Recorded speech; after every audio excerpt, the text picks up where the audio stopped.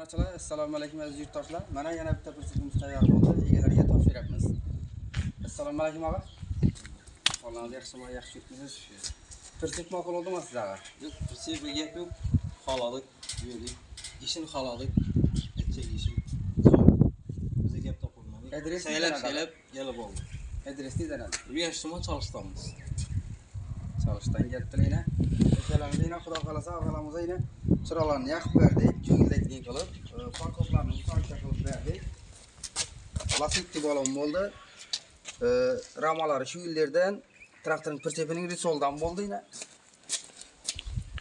Eldine zapaska balon podarka qildik.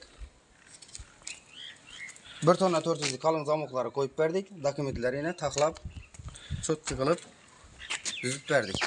Kimga ma'qul bo'lsa shunday perseplar bemalol murojaat qilaverasiz.